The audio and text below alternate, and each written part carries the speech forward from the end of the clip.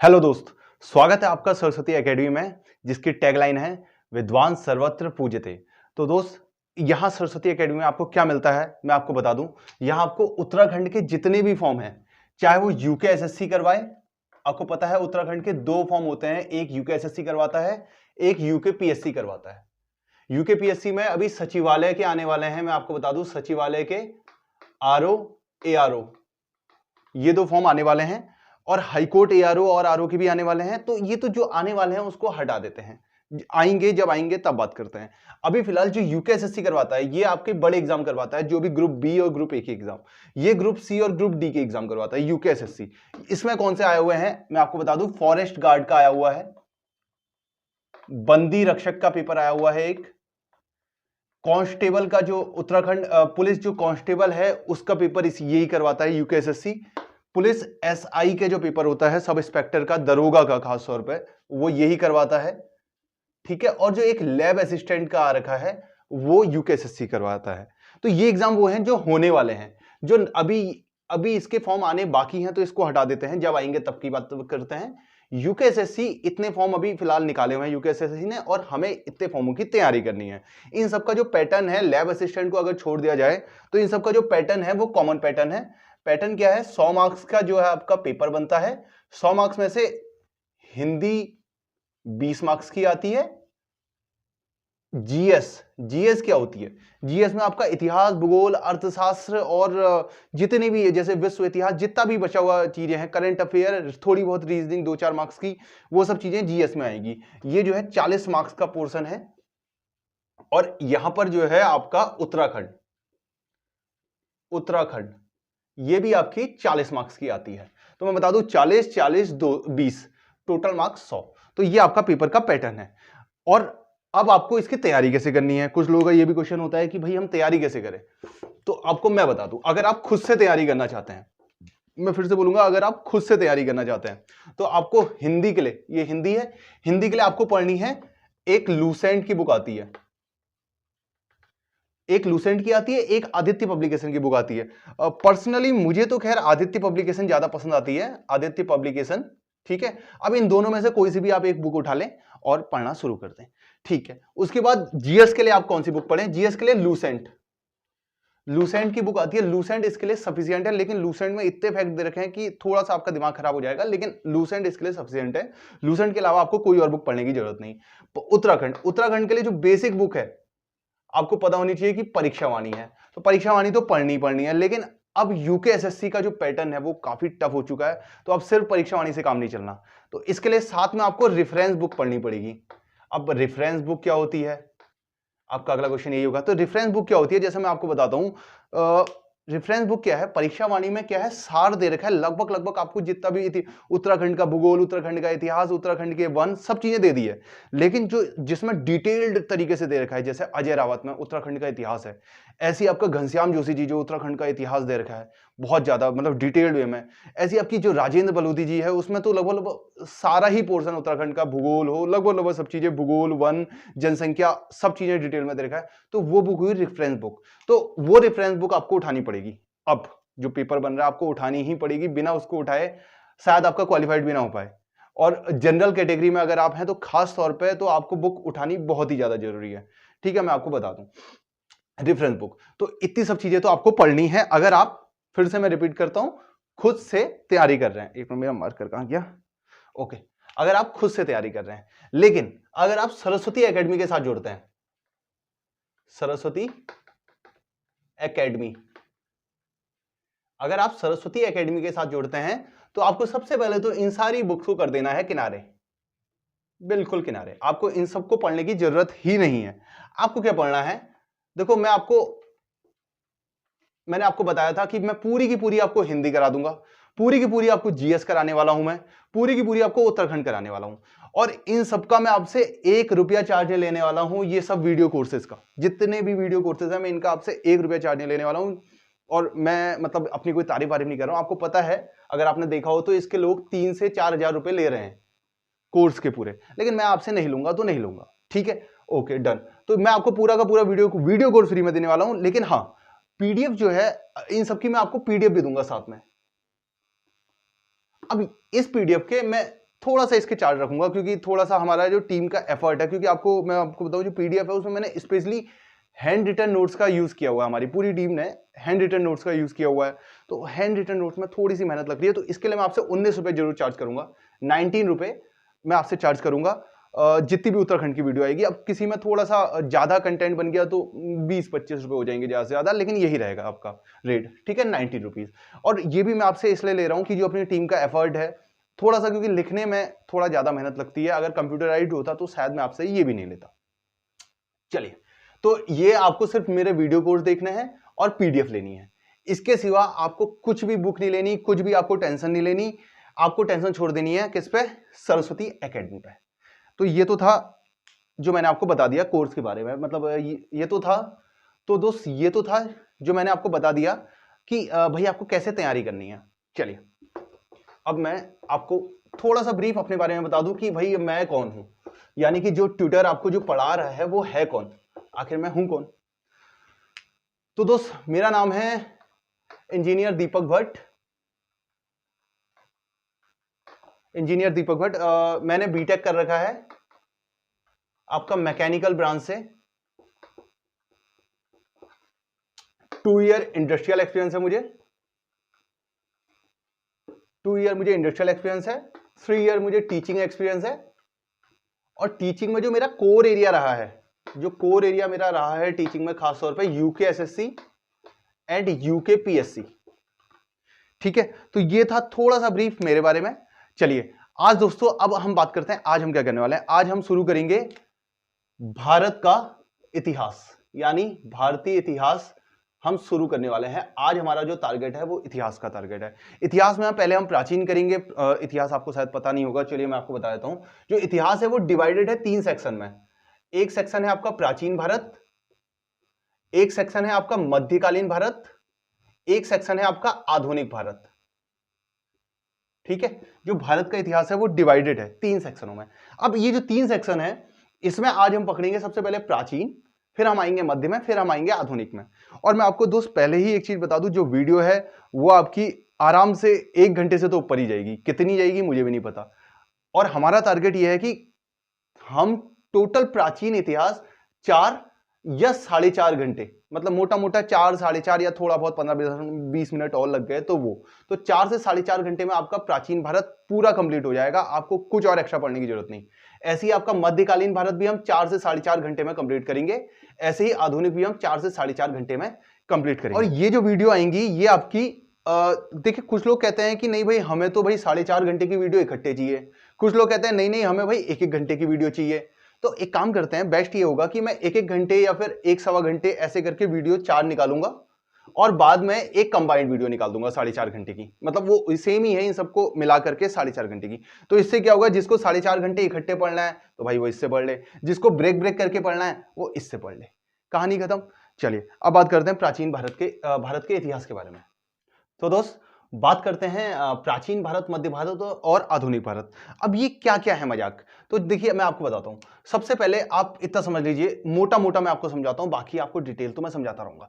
तो दोस्तों मध्य भारत जो है आपका 1191 से 1757 तक का रहता है। अब आप थोड़ा सा चौंक गए होंगे कि ऐसा क्यों और ऐसा क्यों। अभी एक लेटेस्ट मूवी आई हुई है पृथ्वीराज चौहान, अगर आपने देखी हो अक्षय कुमार की, तो उसमें वही है कि आपका गौरी और पृथ्वीराज चौहान की लड़ाई दिखाई गई है, तराइन का युद्ध के नाम से प्रसिद्ध है वो लड़ाई। तो यहां से जो है आपका मध्य भारत स्टार्ट होता है, ठीक है। कैसे गुलाम वंश और वगैरह वगैरह वंश आए वो बात करेंगे मध्य भारत में।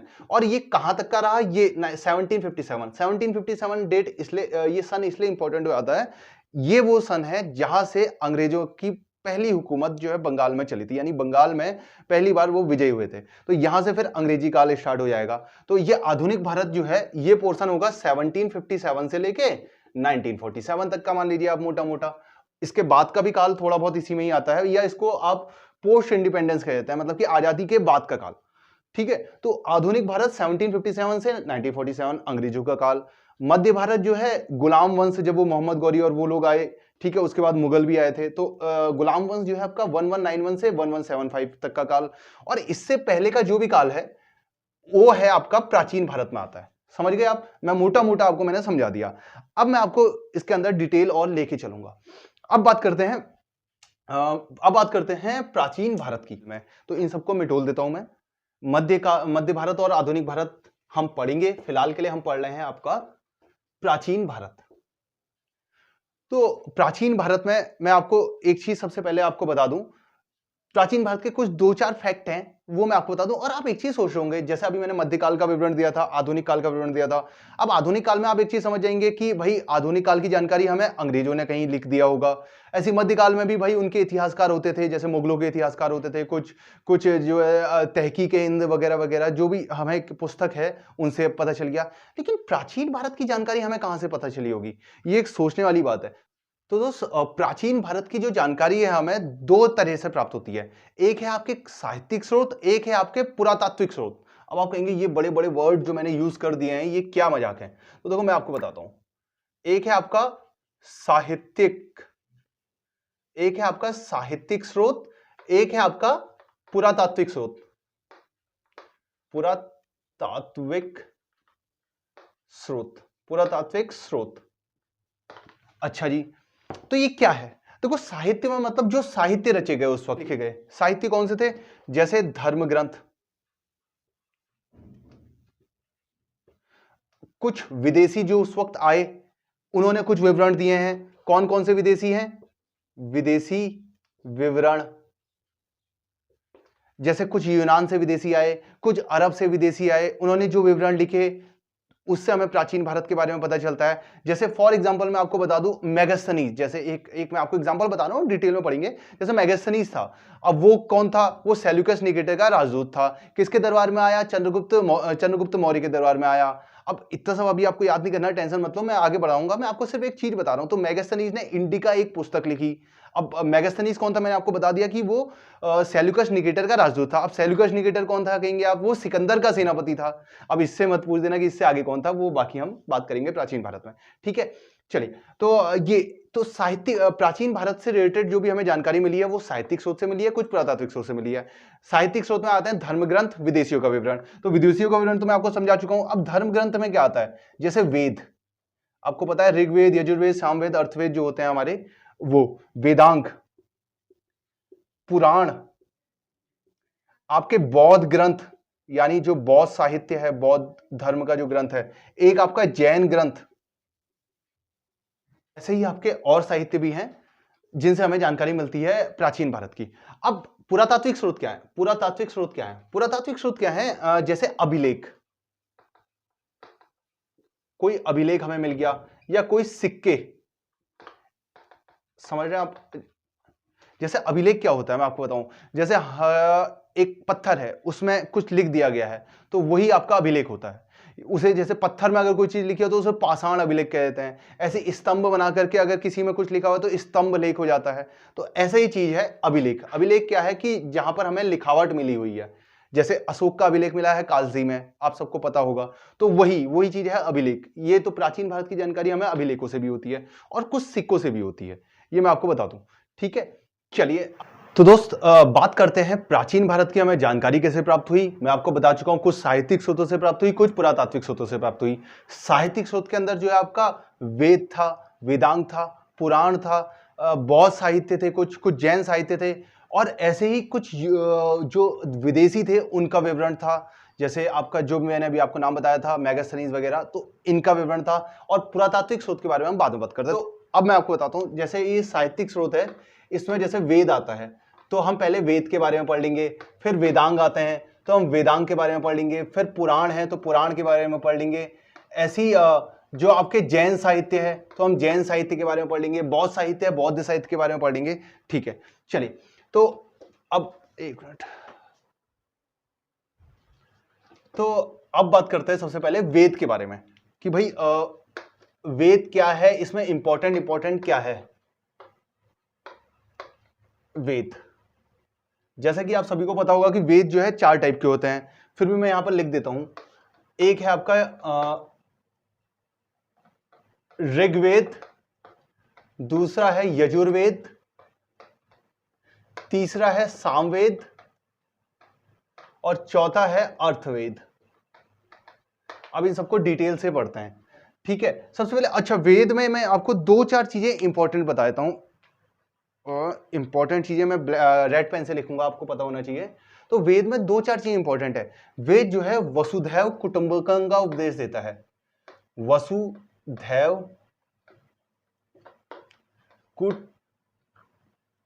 कुटुंबकम, वसुधैव कुटुंबकम का उपदेश कौन देता है? वेद देता है। अच्छा, इसका मतलब क्या है? इसका मतलब यह है कि पूरा विश्व एक परिवार है और हम सब भाई बहन है वाला कॉन्सेप्ट जो है आपका वेद देता है। ठीक है, एक और चीज है, वेद का संकलन किसने किया? संकलन कर्ता यह है आपका वेद व्यास। वेद व्यास ने वेद का संकलन किया। और वेद में एक अधन्य शब्द प्रयोग होता है। अधन्य, धन्य के आगे और लिखा हुआ है, मतलब कि अधन्य मतलब धन्य से भी बढ़कर, अधन्य ये शब्द हो रखा है गाय के लिए प्रयुक्त। ठीक है, ये मैं आपको एक चीज बता दूं, मैं आपको सिर्फ इंपॉर्टेंट पढ़ा रहा हूं, डिटेल वाइज मैं ज्यादा आपको ले ही नहीं जा रहा हूं। वहां पर आपका काम है सिर्फ इंपॉर्टेंट चीज नोट करना। तो भाई वसुधैव कुटुंबकम का उपदेश कौन देता है? वेद देता है। संकलन करता कौन है इसके? वेद व्यास। अधन्य शब्द वेदों में जो प्रयोग हुआ है किसके लिए? गाय के लिए प्रयुक्त हो रखा है। अब बात करते हैं वेद में जो सबसे पहला वेद है आपका ऋग्वेद।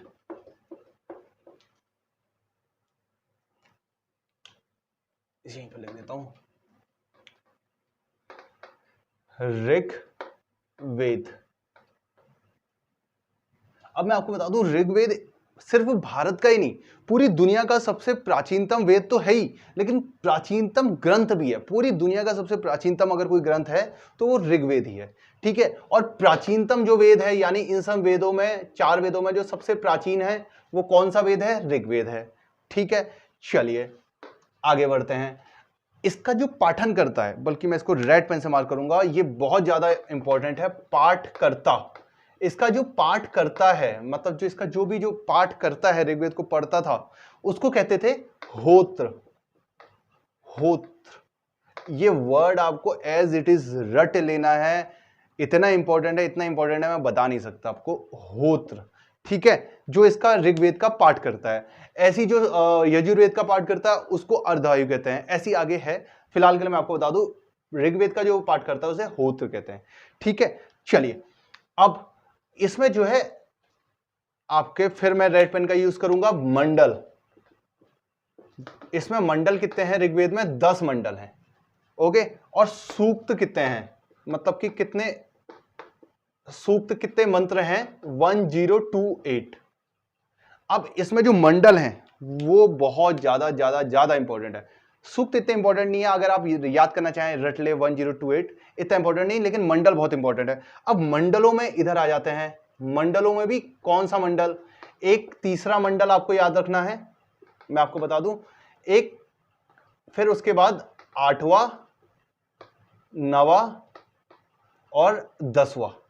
ये मंडल में किसके बारे में उल्लेख किया गया है आपको पता होना ही चाहिए, कोई और चारा नहीं है। ठीक है, तो मैं आपको बता दूं, तीसरे मंडल में सबसे पहले तो सूर्य देवता, मैं रेड पेन से मार्क कर रहा हूं ये भी चीजें, सूर्य देवता,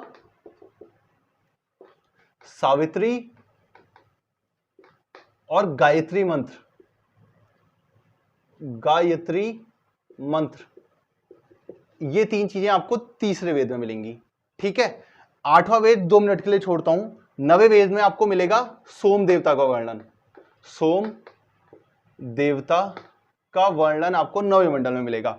यूकेपीएससी के एग्जाम में ये इतने बार आया हुआ है कि आप जितने भी पेपर देखेंगे लगभग आपको समझ मिल जाएगा कि 9वें मंडल में किसका उल्लेख है, तो आपको पता होना चाहिए, आप सीधे टिक मारेंगे सोम देवता। और यूकेएससी में भी ये इंपॉर्टेंट है। 10वें मंडल में क्या वर्णन है? 10वें मंडल के पुरुष सूक्त में, पुरुष सूक्त में, पुरुष सूक्त में आपका चतुष्वर्णीय समाज, चतुष्वर्णीय समाज का उल्लेख है। जैसा कि आपको पता है हिंदू धर्म ब्राह्मण, वैश्य, क्षत्रिय, शूद्र में बटा हुआ है, तो ये जो है आपका चतुष्वर्णीय समाज, ये 10वें मंडल में इसका उल्लेख है आपका। ठीक है, चलिए जी अब बढ़ते हैं आगे। अच्छा हाँ, 8वें में जो रचनाएं हैं, 8वें मंडल में जो रचनाएं हैं उन्हें कहा जाता है आपका खिल। अब इतना इंपॉर्टेंट तो नहीं है खिल, इतना इंपॉर्टेंट तो नहीं है, चाहे तो आप रट सकते हैं। ठीक है, अब आ जाते हैं हम आगे। मोटा मोटा हमने ऋग्वेद जितना था सबका सब कवर कर दिया है। अब हम चलते हैं यजुर्वेद में। यजुर्वेद, ठीक है। यजुर्वेद मैंने आपको बताया था, इसका पाठकर्ता, इसके पाठकर्ता का नाम भी आपको पता होना चाहिए। इसका पाठकर्ता कौन है? अर्धवायु, अर्धवायु करके इसका नाम होता है, ठीक है, जो इसका पाठकर्ता है। अब इसमें क्या है, इसमें तो आपका, अच्छा हाँ एक और चीज, ऋग्वेद में आपकी जानकारी क्या मिल रही है? ऋग्वेद में जो आर्य आए थे, जो आर्य आए थे उनकी राजनीतिक प्रणाली कैसी थी और ऐतिहासिक, यानी उनका राजनीतिक प्रणाली कैसी थी उस वक्त और इतिहास कैसा था, इसकी जानकारी हमें मिलती है ऋग्वेद से। यजुर्वेद में हमें क्या जानकारी मिलती है? यजुर्वेद में हमें जानकारी मिलती है कि यज्ञ से जुड़े नियम, यज्ञ से जुड़े नियम के बारे में जानकारी मिलती है, ठीक है। आप वैसे भी अगर आपको कनेक्ट करना है तो आप यहां से कनेक्ट कर सकते हैं, यजुर्वेद, यो से यज्ञ, तो यज्ञ से जुड़े नियमों के बारे में जानकारी मिलती है। अब जाहिर सी बात है, यज्ञ से जुड़े नियमों के बारे में जानकारी मिलेगी तो इसको कर्मकांडी वेद भी कहते हैं, कर्मकांडी वेद, ठीक है। चलिए, और एक और इसमें बहुत, ये आपको इतना इंपॉर्टेंट है मैं बता नहीं सकता, ये जो अगली लाइन में आपको बता रहा हूं, यजुर्वेद जो है आपका गद्य प्लस पद्य दोनों में है। एकमात्र ऐसा वेद है जो आपका गद्य और पद्य दोनों में है। आपने 11th और 12th क्लास में हिंदी में पढ़ा होगा, गद्य मतलब जो पाठ होते थे और पद्य मतलब कविताएं। तो ये एकमात्र ऐसा वेद है जहां पर आपको कविताएं यानी पद्य भी मिलेगा और गद्य भी मिलेगा, ठीक है। मोटा मोटा जो भी इंपॉर्टेंट चीज थी हमने वेद के बारे में, ऋग्वेद और यजुर्वेद के बारे में जान ली है। अब बात करते हैं सामवेद और अर्थवेद के बारे में। दोस्तों एक और चीज मैं आपको बता दूं, एक चीज और ऋग्वेद के बारे में, एक छोटी सी जानकारी। ऋग्वेद को जो है यूनेस्को ने, अभी मैं बताऊंगा आपको यूनेस्को कौन है, यूनेस्को ने रजिस्टर ऑफ वर्ल्ड मेमोरी में शामिल किया। रजिस्टर ऑफ वर्ल्ड मेमोरी में यूनेस्को ने ऋग्वेद को शामिल किया। अब आप कहेंगे यूनेस्को कौन है? देखिए इतनी चीजें आपको जान के करना क्या है, मैं आपको बता दूं, लेकिन कोई फायदा नहीं है कि इसकी स्थापना कब हुई, इसका पूरा नाम क्या है, इसका कार्यालय कहां है, काम का नहीं। बस ये समझ लीजिए कि यूनेस्को का मोटा मोटा काम क्या है। ये क्या करता है, जितनी भी वर्ल्ड हेरिटेज है पूरी दुनिया में, तो ये क्या करता है, उनको संरक्षित करने के लिए काम करता है और उनको विश्व पटल पर पहचान दिलाता है। जैसे एग्जांपल मैं आपको बताऊं, जैसे हमारी फूलों की घाटी है, इसने क्या किया, उसको एक आपका जैव मंडल रिजर्व घोषित कर दिया है। उससे क्या हुआ, वो दुनिया की नजरों में आ गया, ठीक है। तो ये इसका काम बस ये होता है कि दुनिया में जितने भी स्थल हैं उनको संरक्षित करना, जितने भी सेंसिटिव स्थल हैं जो विलुप्त होते जा रहे हैं उनको संरक्षित करना, मोटा मोटा काम ये समझ लीजिए यूनेस्को का, ठीक है। चलिए आगे बढ़ते हैं। तो अब बात करते हैं आपका दो वेद के बारे में मैंने आपको बता दिया। दूसरा वेद है आपका सामवेद और चौथा वेद है आपका अर्थवेद। अब सामवेद मैं आपको बताऊं, सामवेद जो है आपका वो गाने से रिलेटेड है, यानी सामवेद में जो है आपका भारतीय संगीत का जनक भी कहते हैं इस वेद को। एक मिनट रुकिए, मैं लिख देता हूं इसको, सामवेद। इसमें क्या है, जो मंत्र हैं, यज्ञ के समय गाने वाले मंत्रों का विवरण इसमें मिलता है। यजुर्वेद में यज्ञों के नियमों का विवरण मिलता है। मैं आपको बता दूं, नियम, यज्ञ कैसे करना है, नियम। इसमें जो है यज्ञ अवसर पर गाए जाने वाले मंत्रों का विवरण, ठीक है। तो यहां पर आपको यज्ञों पर गाए जाने वाले मंत्र के बारे में जानकारी मिल रही है, वहां पर आपको यज्ञों के नियमों के बारे में जानकारी मिल रही थी, ठीक है। इसका पाठ करते को क्या कहेंगे आपको पता है, जो इसका पाठ करेगा, जैसे पाठकर्ता, इसके पाठकर्ता को क्या कहेंगे? इसका पाठकर्ता तो बहुत सिंपल है, आपको आराम से याद हो जाएगा, उद्गाता। अब आपको पता है गाता, जो भी गाएगा, यानी क्योंकि ये जो है आपका साम का मतलब ही, इसका जो साम है ना, साम का मतलब ही गाना होता है, मैं आपको बता दूं। और इसको जो है भारतीय संगीत का जनक भी कहते हैं। ओहो, एक मिनट रुकिए, भारतीय संगीत का जनक, ये जो ऋग्वेद है, सामवेद है आपका, इसे भारतीय संगीत का जनक भी कहते हैं। और इसका पाठकर्ता उद्गाता, गाता, गाता से आप याद कर सकते हैं इसको, उद्गाता भी कहते हैं। ये जो है आपका सामवेद में आता है। ठीक है, चलिए इसके बारे में भी जो मोटी मोटी बातें थी हमने कवर कर ली है। अब आ जाते हैं सीधे यजुर्वेद, क्योंकि मैंने आपको बताया मैं सिर्फ आपको काम की चीज पढ़ा रहा हूं, डिटेल वाइज एनालिसिस हम नहीं कर रहे हैं, हम सिर्फ वो कर रहे हैं जो हमारे एग्जाम में आने वाला है। अब आता है आपका अर्थवेद, अथर्ववेद। अब अथर्ववेद में आपका क्या है, अथर्ववेद में आपका जो भी जादू टोना, रोग निवारण, अंधविश्वास, इनसे रिलेटेड सारी चीजें जो है आपका अथर्ववेद में आती है। ये मैं आपको बता दूं, ये इंपॉर्टेंट है कि अंधविश्वास से रिलेटेड चीजें, रोग निवारण, अंधविश्वास, रोग निवारण, जादू टोना, ठीक है, ये सब चीजें आपकी अथर्ववेद में बताई गई है। ओके, इसका जो पाठ करता है वो ब्राहा करके है, जो पाठ करता है वो कहलाता है आपका ब्राहा करके, पाठ करता जो है आपका ब्राहा करके कहलाता है। ओके, तो मोटा मोटा इसमें मैंने आपको बता दिया। और इसमें एक और चीज रखना, कन्या जन्म की जो निंदा की गई है वो अर्थवेद में की गई है, कन्या जन्म की निंदा की गई है इसमें। तो आपको बस यही जानना था इसमें, जो इंपॉर्टेंट फैक्ट है कि पाठकर्ता कौन है, भारतीय संगीत का जनक कौन है, और एकमात्र वेद जो गद्य और पद्य दोनों में है। ये बहुत इंपॉर्टेंट चीज थी जो मैंने आपको बता दी। अब बात करते हैं इसके बाद, जैसे मैंने आपको बताया था साहित्यिक स्रोत में एक तो वेद थे, दूसरी कौन सी चीजें थी, वेदांग, और कौन सा था, आरण्यक, और क्या था, पुराण, और क्या था आपका ब्राह्मण ग्रंथ, और क्या था आपका जैन ग्रंथ, बौद्ध ग्रंथ, ऐसे करके। तो अब बात करते हैं अगला आपका, अच्छा ये आगे वेदांग और ब्राह्मण ग्रंथ ये क्या है। अब आप कहेंगे कि यार ये क्या चीज आ गई, नहीं तो टेंशन मत लो, मैं हूं यहां। तो ब्राह्मण ग्रंथ और वेदांग खास तौर पे इनमें बहुत ज्यादा अंतर नहीं है, लगभग एक ही चीज है। तो ये है क्या, वेदों की जो व्याख्या की गई है, वेदों की व्याख्या या वेदों को समझने के लिए जो चीजें आगे लिखी गई, जैसे फॉर एग्जांपल आपने देखा होगा कि 11th या 12th में अगर आप साइंस या आपको कोई भी सब्जेक्ट रहा हो, तो होता क्या था कि एनसीईआरटी होती थी, लेकिन एनसीईआरटी हमारे समझ में नहीं आती थी। तो बहुत सी रेफरेंस बुक मार्केट में आती थी कि भाई वो हमें फिर सिक्वेंसली समझाती थी कि ऐसा ऐसा ऐसा सीन है। तो वैसे ही इसका भी कॉन्सेप्ट है कि वेद लिखे गए, फिर वेदों के बाद उनको समझाया गया और अच्छी ढंग से, वो आपका ब्राह्मण ग्रंथ, वेदांग, इनमें समझाया गया।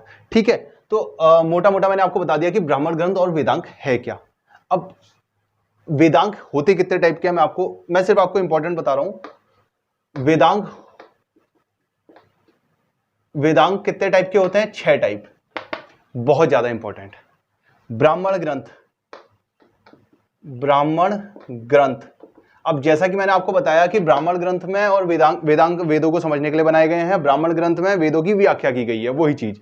तो अब जो ब्राह्मण ग्रंथ है, अब जैसे आपको पता है वेद कितने टाइप के होते हैं, 4 टाइप के, तो सबके लिए अलग अलग ब्राह्मण ग्रंथ आएंगे ना, तभी तो व्याख्या अलग अलग हो पाएगी। तो पहला आपका वेद है ऋग्वेद, दूसरा आपका वेद है यजुर्वेद, तीसरा आपका वेद है सामवेद, चौथा मैं यहां लिख देता हूं, जगह की कमी हो रही है, चौथा आपका वेद है आपका अर्थवेद।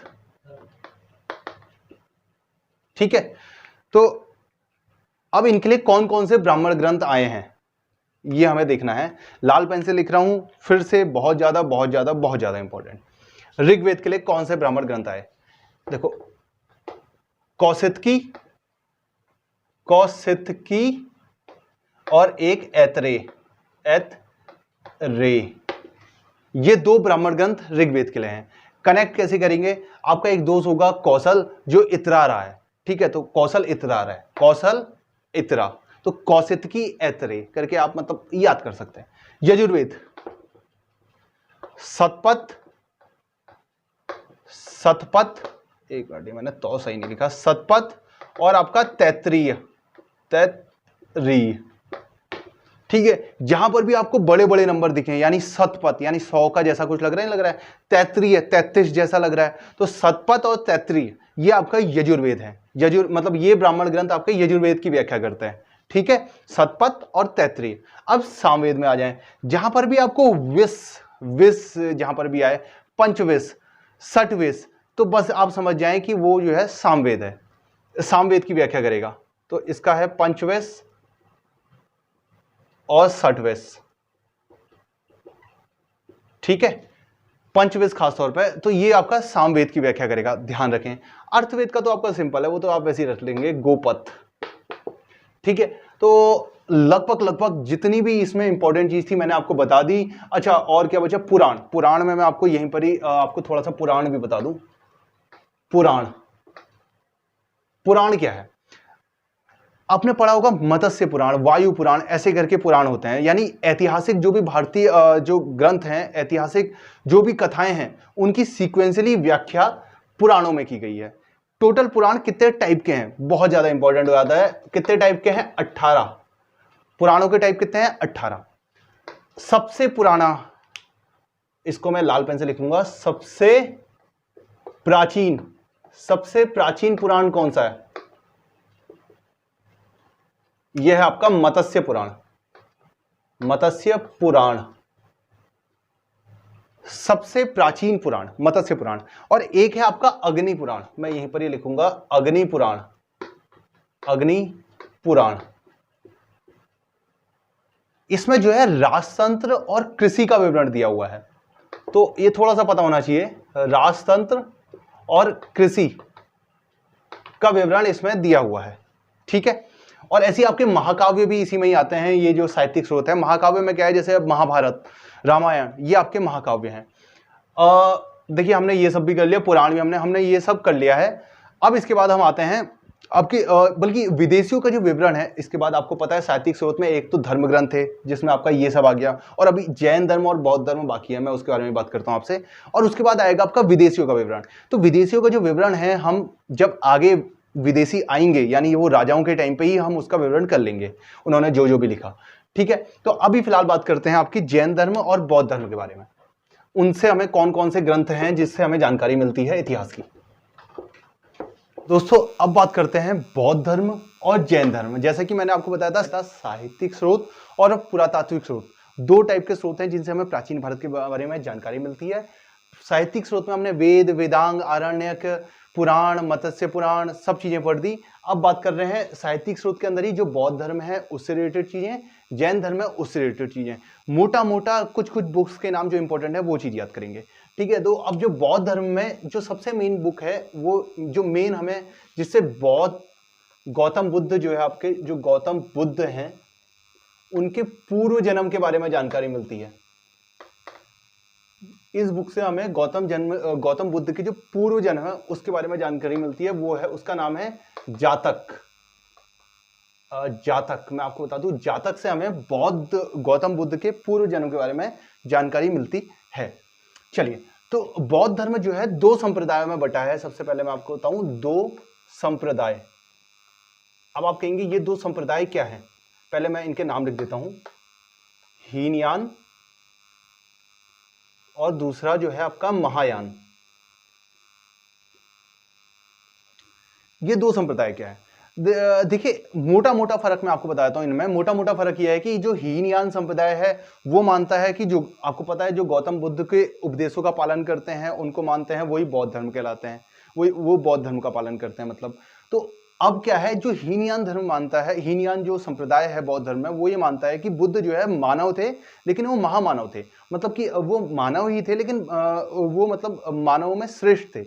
लेकिन महायान जो शाखा है बौद्ध धर्म की, वो ये मानता है कि वो जो है भगवान थे, गौतम बुद्ध जो है भगवान का ही रूप थे, ठीक है। तो मोटा मोटा फर्क ये है। अब इसमें जो इसकी जो बुक है, जो हीनयान संप्रदाय से रिलेटेड जो आपकी बुक है, उसका नाम है आपका कथावस्तु। कथावस्तु इतना इंपॉर्टेंट तो नहीं है, लेकिन क्या पता यूपीएससी दे दे। तो कथावस्तु आप याद रख लें, हीनयान संप्रदाय की बुक है।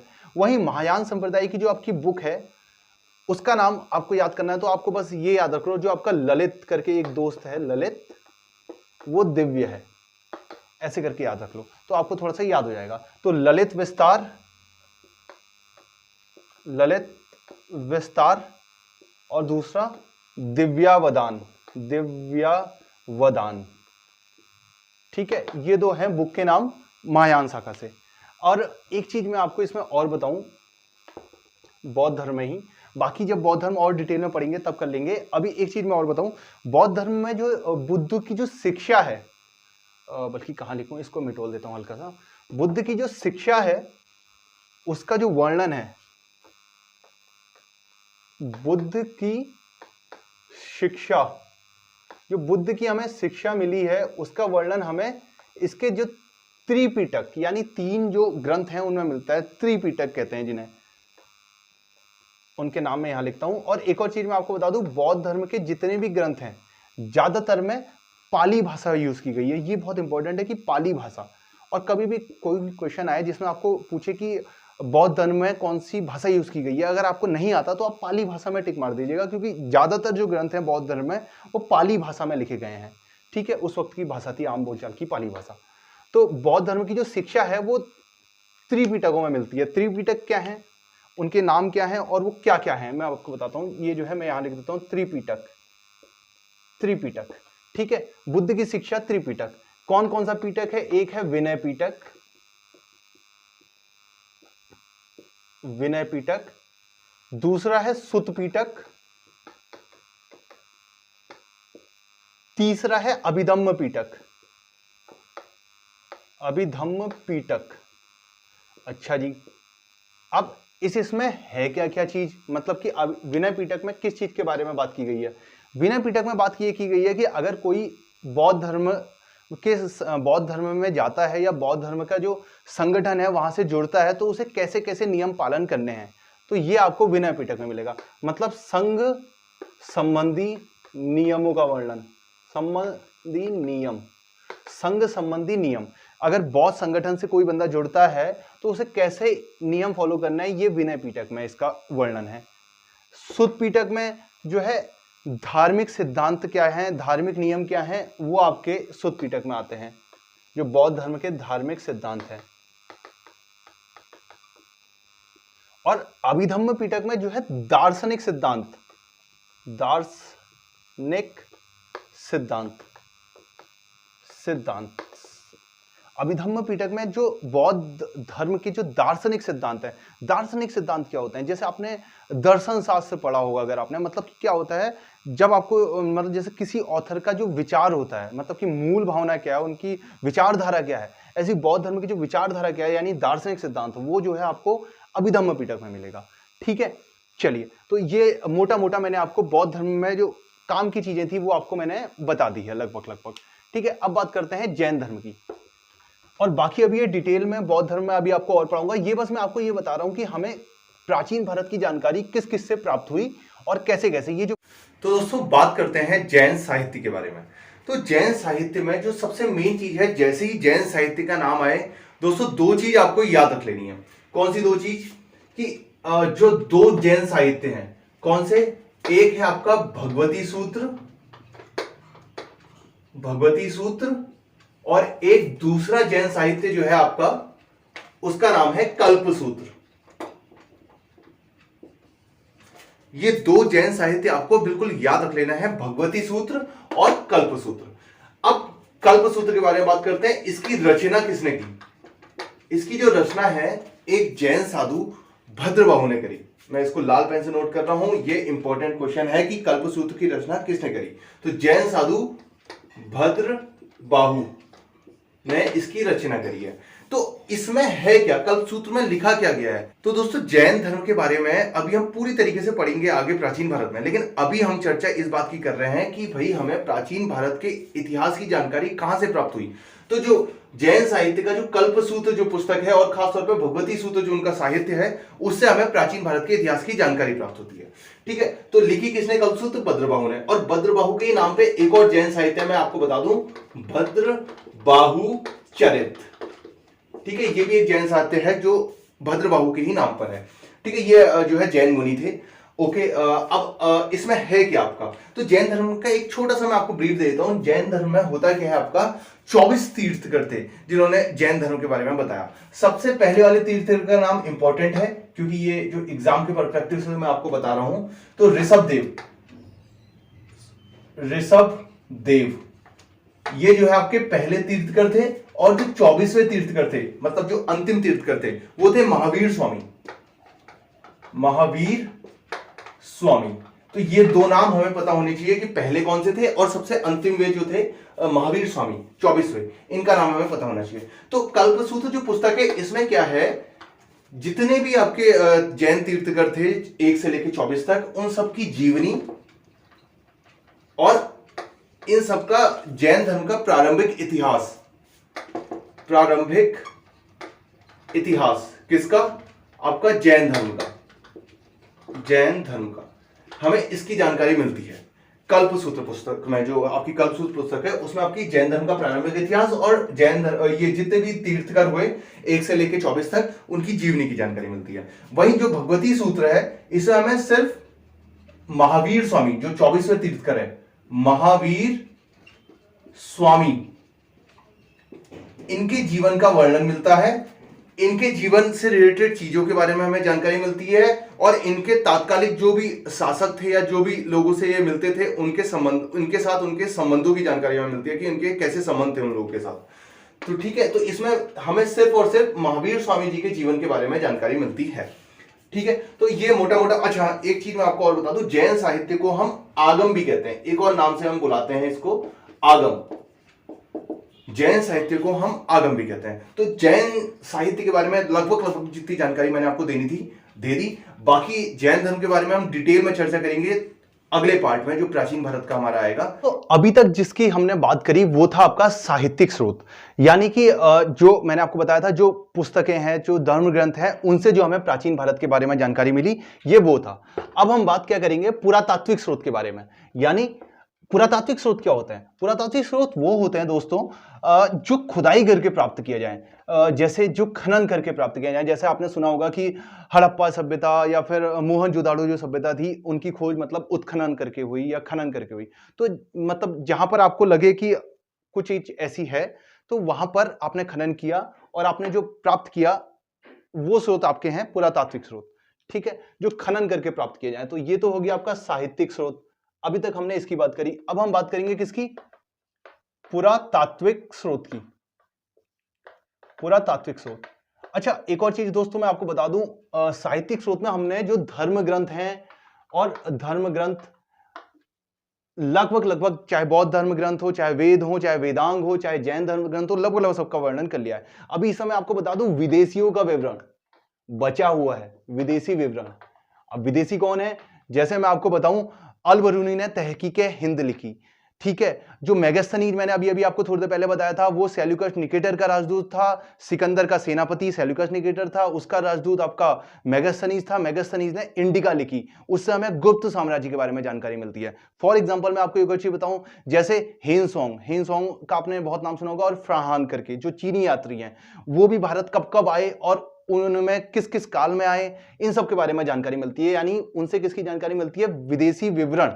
यानी उन्होंने कुछ विवरण लिखा उन लोगों ने, उससे हमें भारत के बारे में जानकारी मिलती है। और कौन से भारत? प्राचीन भारत। तो ये सब चीजें अभी मैं आपको पढ़ा सकता था, लेकिन इससे क्या होता, आपके दिमाग में जोर पड़ जाता। तो अभी ये चीजें सिर्फ ये तो हमने पढ़ लिया, इस चीज को अभी हम नहीं पढ़ेंगे। कब पढ़ेंगे? जैसे ही मैं आपको गुप्त साम्राज्य के बारे में पढ़ाऊंगा, तो मैं आपको फ्राहान वहीं पर ही बता दूंगा, कहानी खत्म। ऐसे ही मैं आपको जब हर्षवर्धन के बारे में पढ़ाऊंगा, अभी आपके समझ में नहीं आ रहा होगा तो मैं आपको बता रहा हूं, तो उस वक्त मैं आपको हेनसोंग उसी के बारे में बता दूंगा, मेगास्थनीज के बारे में पूरी कहानी मैं आपको मौर्य काल में बता दूंगा। तो आप टेंशन मत लेना, विदेशियों का विवरण अभी मैंने छोड़ रखा है। ठीक है, अब आ जाते हैं पुरातात्विक स्रोत के बारे में। पुरातात्विक स्रोत मतलब जो हमें खुदाई करके प्राप्त किए। कौन कौन से स्रोत हैं? एक है आपके सिक्के, यानी जो खुदाई में हमें जो सिक्के मिले, उससे हमें कुछ प्राचीन भारत के बारे में पता चलता है। और एक है जो खुदाई करके या जो जा करके हमने प्राप्त किए अभिलेख। तो इनसे भी हमें आपका प्राचीन भारत, उस समय का प्राचीन भारत के बारे में जानकारी प्राप्त होती है। ठीक है, तो अब कौन कौन सी चीजें, कुछ कुछ चीजें इनके बारे में कुछ इंपॉर्टेंट है वो देख लेते हैं क्या इंपॉर्टेंट है। जैसे मैं यही लिख देता हूं सिक्के। अच्छा, सिक्कों को क्या कहा था प्राचीन भारत में? सिक्कों को, जो प्राचीन सिक्के मिलते हैं, प्राचीन सिक्के, जो प्राचीन सिक्के मिलते हैं उन्हें आपका क्या कहा जाता है? उन्हें एक और टर्म कहा जाता है, मैं आपको बता दूं, इंपॉर्टेंट है, आहत सिक्के। आहत सिक्के, ठीक है। और इसी का दूसरा नाम एक और है, या पंचमार्क। पंचमार्क सिक्के, ठीक है। प्राचीनतम सिक्कों को आहत सिक्के या पंचमार्क कहते हैं। ये इंपॉर्टेंट है, याद रखो। अब लेकिन याद रखोगे कैसे, क्योंकि भाई ये कैसे याद किया जाए, तो टेंशन मत लो। आपको पता होगा कि नरेंद्र मोदी जी ने जैसे अभी नोटबंदी की थी, ठीक है, तो उन्होंने क्या किया, जो इनके पास भी ब्लैक मनी था उनके ऊपर पंच किया। क्या किया? उनके ऊपर पंच किया, जिनके पास ब्लैक मनी था। तो भाई पंच मार्क, ठीक है। अब जाहिर सी बात है, वो पुराने सिक्के हैं ना, पुराने सिक्के, अब वो सिक्के पुराने हो गए उनके पास जो रखे हुए थे, तो वो आहत होंगे नहीं होंगे उस चीज से, वो आहत हुए, ठीक है। तो जैसे कि नोटबंदी, मैंने आपको बताया कि जैसे नरेंद्र मोदी ने घोषणा करी कि भाई नोट बंद, पुराने नोट बंद, तो भाई लोग आहत हुए, आहत पुराने सिक्के। ओके, ठीक है। ये दो आपको टर्म याद रख लेनी है। और सिक्कों का जो अध्ययन है वो आपका कहलाता क्या है? न्यूज़मैटिज्म। ये आपका सिक्कों का जो अध्ययन करना कहलाता है न्यूज़मैटिज्म, ठीक है।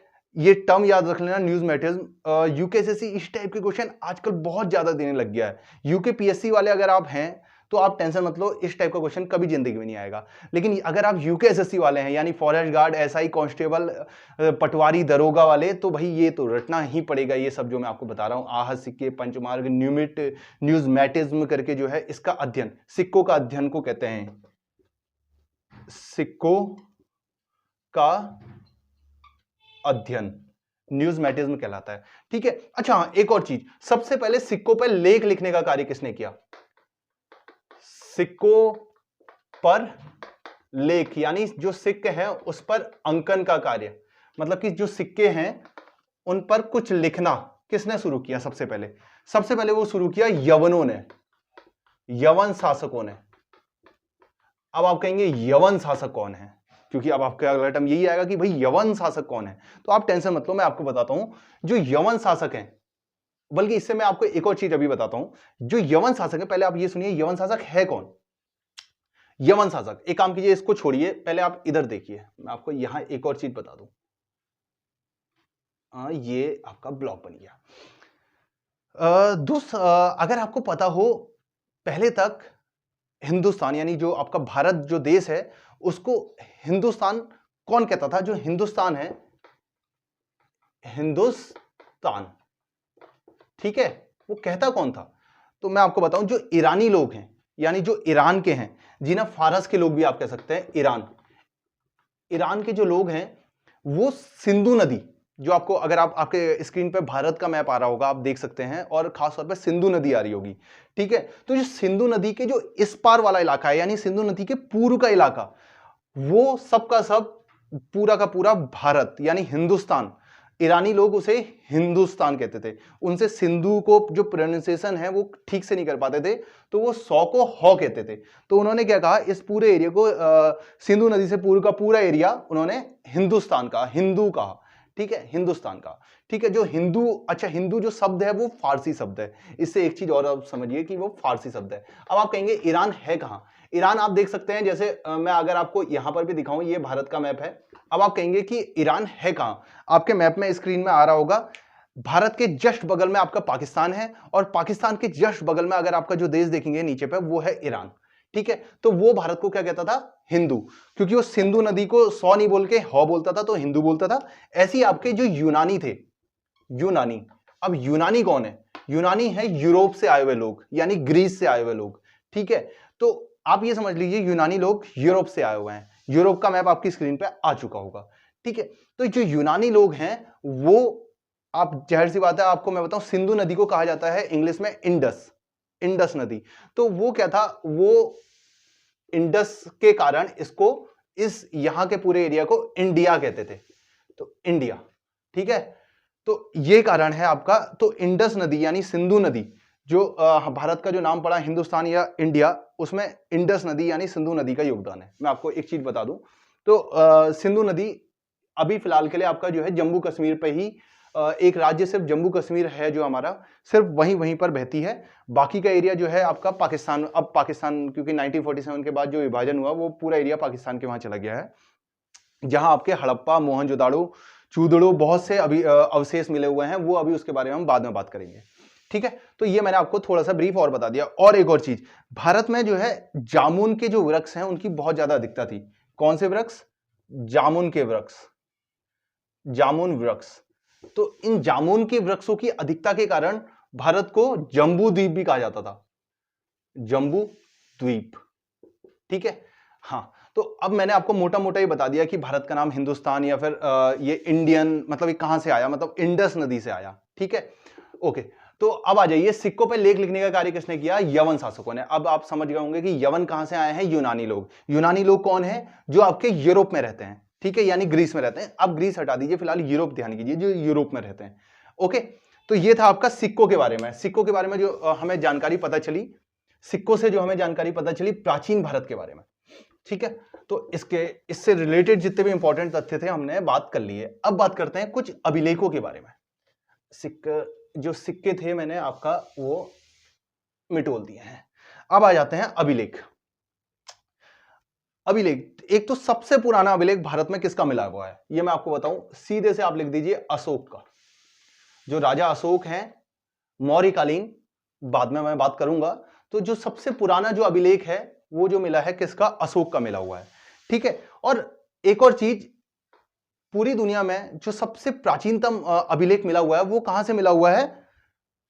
मैं यहां ब्लैक पेन, बल्कि मैं रेड पेन से लिखता हूं इसको क्योंकि थोड़ा सा इंपॉर्टेंट है। सबसे प्राचीन अभिलेख, सबसे प्राचीन दुनिया में, ये मैं बता दूं आपको, दुनिया में सबसे प्राचीन अभिलेख कहां मिला है? बोगजकोई से। बोगजकोई है कहां? बोगजकोई मध्य एशिया। अच्छा जी, भारत कहां पर है? अगर आप देखें भारत, ये पूरा अगर एशिया का मैप है तो भारत कहां पर है? भारत जो है यहां पर कहीं पर है, दक्षिण एशिया में है। भारत जो है नीचे पे है, दक्षिण एशिया में। ये जो है मध्य एशिया की बात कर रहा है, मध्य एशिया कहीं बीच में, ठीक है, जहां कजाकिस्तान और रूस से नीचे के जो देश हैं वो खासतौर पर मध्य एशिया का पोर्शन है। तो मध्य एशिया से क्या मिला? बोगजकोई अभिलेख मिला।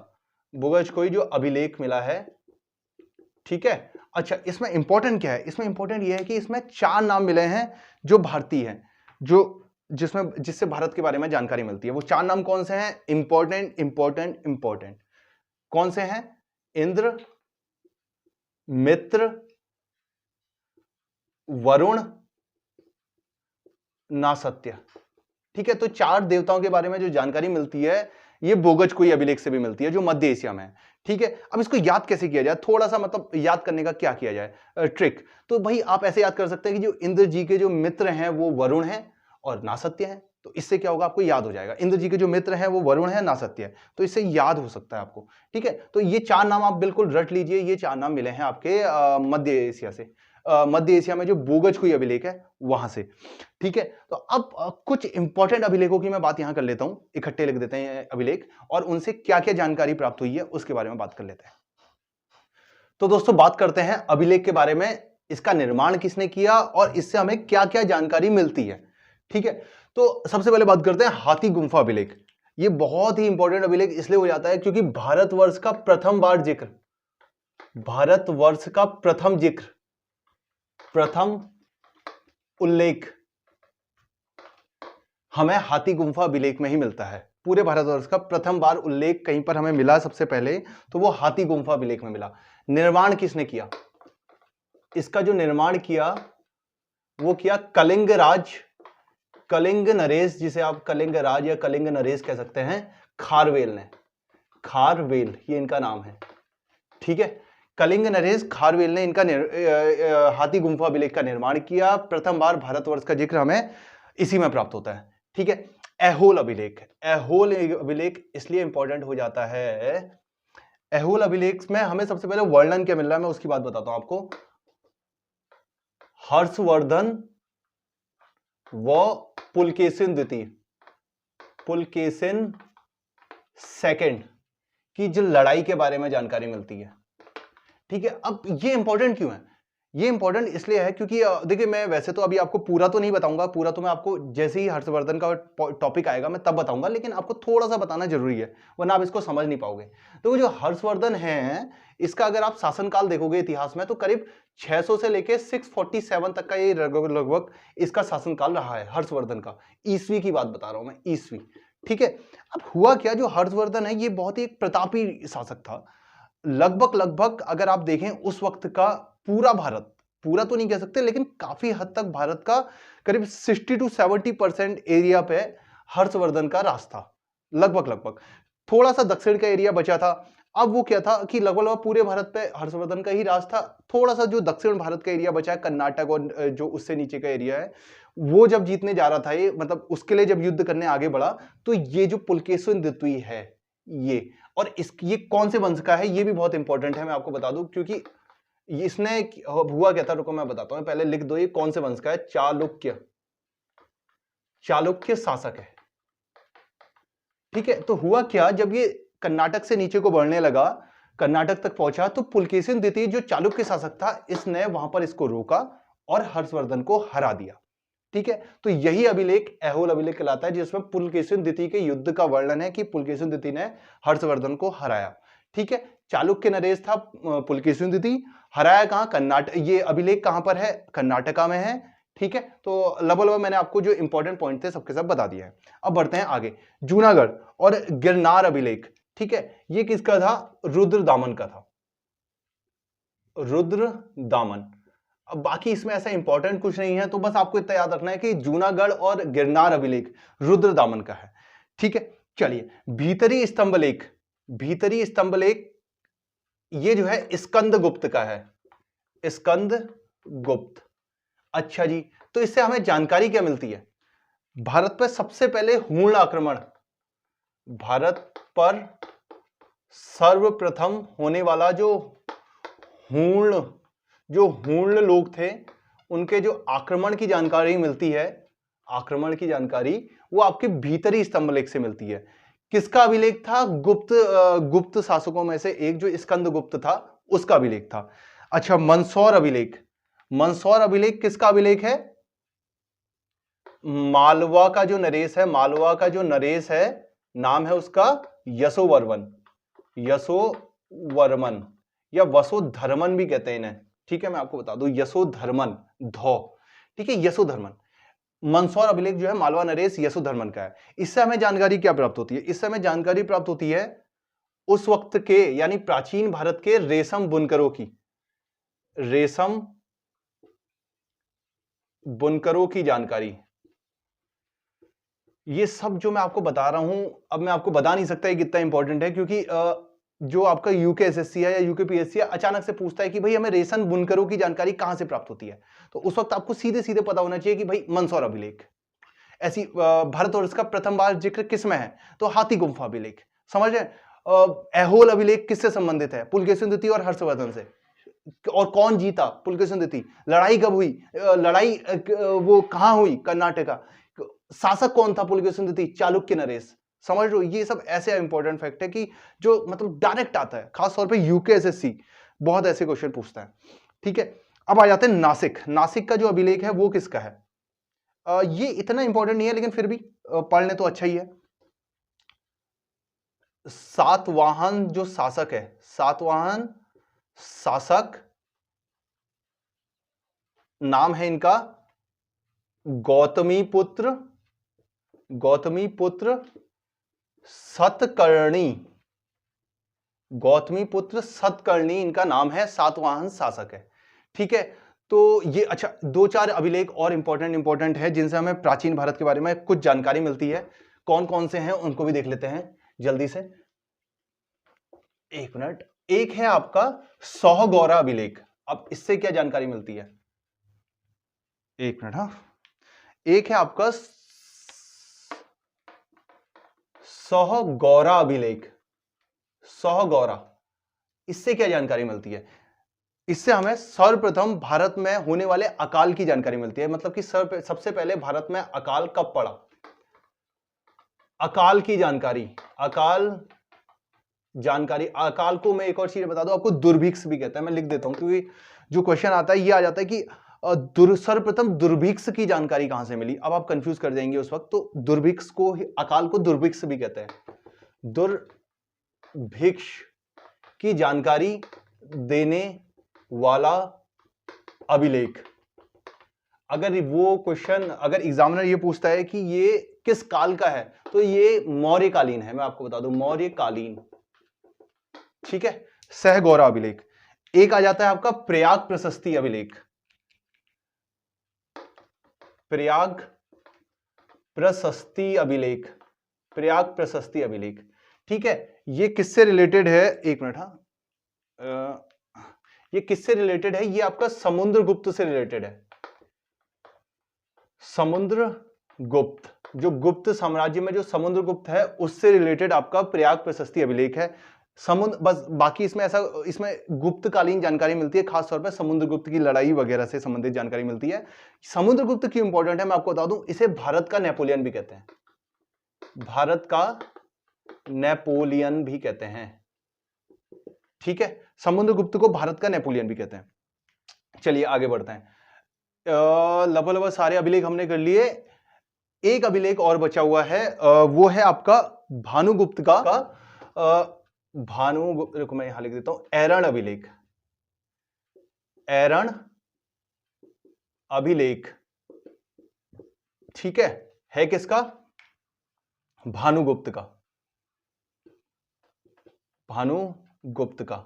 अच्छा, जानकारी क्या मिलती है इससे, सबसे पहले सती प्रथा का प्रमाण इसी में मिला हुआ है कि भाई एक जो सैनिक, इसका जो सेनापति था, उसकी जब मृत्यु हुई तो उसकी पत्नी उसी के साथ सती हुई थी। तो ये जो है सती प्रथा की सर्वप्रथम जो जानकारी हमें मिलती है वो भानुगुप्त का जो अभिलेख है, गुप्तकालीन है, ये ऐरण अभिलेख में मिलती है। तो सती प्रथा का प्रमाण मिलता है, सती प्रथा का प्रमाण मिलता है, ठीक है। चलिए जी, तो लगभग मैंने आपको बता दी कि भाई ये अभिलेख हैं, इनसे प्राचीन भारत के बारे में क्या क्या जानकारी मिलती है। तो बेसिक आपका इतिहास तो कंप्लीट हो गई होगी, जो अच्छा कि कैसे कैसे भाई प्राचीन भारत के बारे में हमें जानकारी मिलती है। अब बात करते हैं, धीरे धीरे आगे को बढ़ते हैं। अब हम पढ़ते हैं प्राचीन भारत का आगे का पोर्शन देखते हैं, ठीक है। अब जैसा मैंने अभी आपको थोड़ी देर पहले बताया था कि भारत का जो इतिहास है वो 3 भागों में डिवाइडेड है। कौन कौन से भाग हैं, एक मिनट, कौन कौन से भाग हैं, प्राचीन भारत, प्राचीन भारत, मध्यकालीन भारत और आपका आधुनिक भारत। ऐसे ही आपके प्राचीन भारत के भी 3 पार्ट हैं। कौन कौन से पार्ट हैं भाई, एक प्राग ऐतिहासिक काल, दूसरा आद ऐतिहासिक काल, तीसरा जो है आपका है इतिहास, ऐतिहासिक काल, ऐतिहासिक काल। अंतर क्या है तीनों में, एक मिनट, अंतर क्या है तीनों में। तो देखो अंतर यह है कि जो प्राग ऐतिहासिक काल है, इस काल में कोई भी लिखित विवरण इस काल का उपलब्ध नहीं है, यानी लिखित विवरण उपलब्ध नहीं है, कहानी खत्म एक ही झटके में। अब आद ऐतिहासिक काल में लिखित विवरण तो है, विवरण है लेकिन पढ़ा नहीं जा सका है, लेकिन अभी तक पढ़ा नहीं जा सका। मतलब कि जैसे जैसे आपने देखा होगा, जैसे डॉक्टर कुछ लिखते हैं तो हमें पता ही नहीं चल पाता वो लिखा क्या है, तो वो चीज है। ऐसी लिखित विवरण तो उपलब्ध है लेकिन पढ़ा नहीं जा सका है, ठीक है। अब ऐसी ऐतिहासिक काल है, इसका लिखित विवरण भी है और पढ़ा भी जा चुका है, पढ़ा भी जा चुका है, दोनों डन। चलिए अब बात करते हैं एक और कि प्राग ऐतिहासिक काल में ही, अब प्राग ऐतिहासिक काल को ही 3 पार्टों में और डिवाइड किया है फर्दर। मतलब कि भाई इतिहास को 3 पार्टों में डिवाइड किया है, प्राचीन को 3 पार्टों में डिवाइड किया है। अब प्राग ऐतिहासिक काल जो है आपका, इसको ही 3 पार्टों में और डिवाइड कर रखा है। कौन से 3 पार्ट हैं,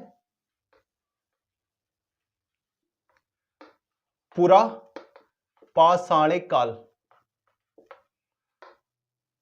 मध्य पाषाणिक